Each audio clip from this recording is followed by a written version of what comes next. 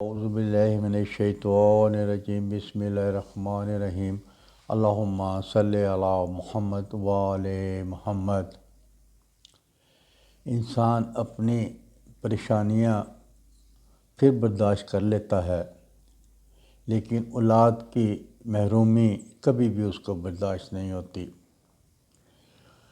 خدا کا ارشاد ہے قرآن میں کہ قرآن میں ہر بیماری میں کی شفا ہے، ہر چیز کی حاجت کی دعا ہے، ہر آپ کی پریشانی قرآن ہی سے دور ہوتی ہے۔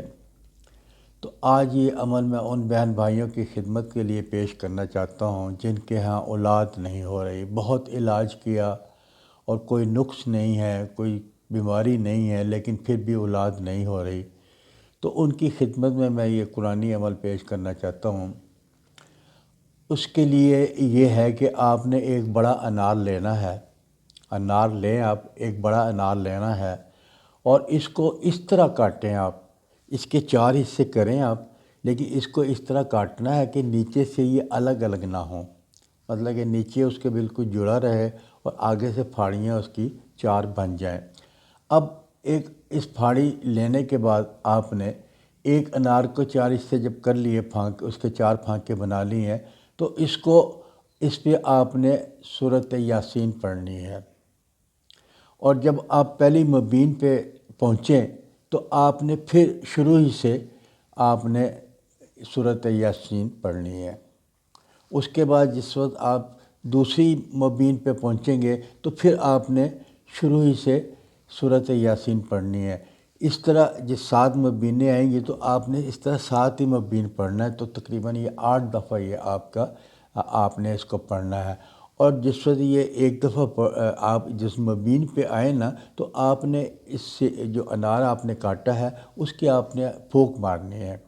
اس طرح آپ نے 8 پھونکیں اس پہ مارنی ہے۔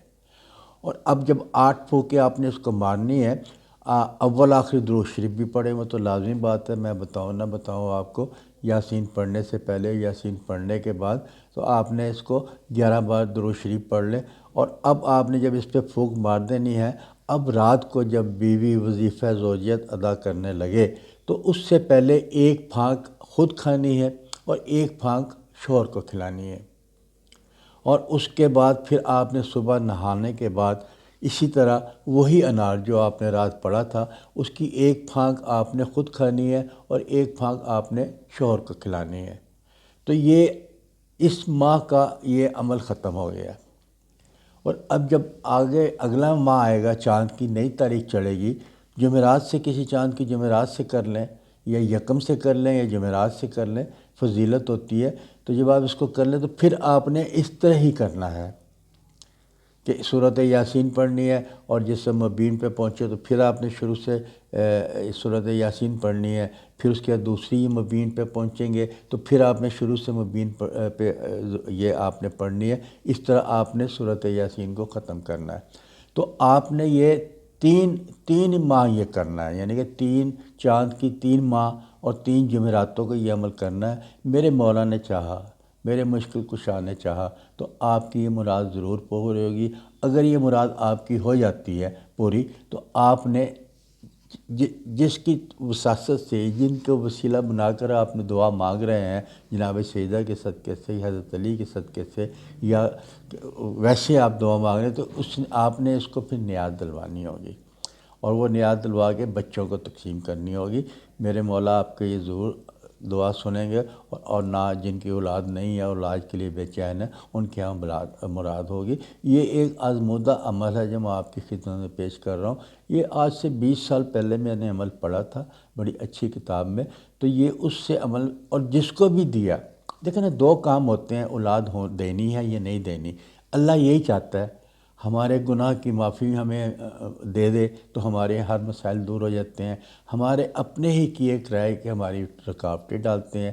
اسی لیے آپ یہ اللہ سے صدق دل سے دعا مانگیں اور اپنا وسیلہ بنا لیں، جناب سیدہ کو بنا لیں، حضرت علی کو بنا لیں، امام حسین کو بنا لیں، جس کو آپ دل چاہتا ہے آپ اس کو وصیہ بنا لیں، سارے آپ کی مرادوں کو پوری کرنے کے لیے تیار ہوتے ہیں۔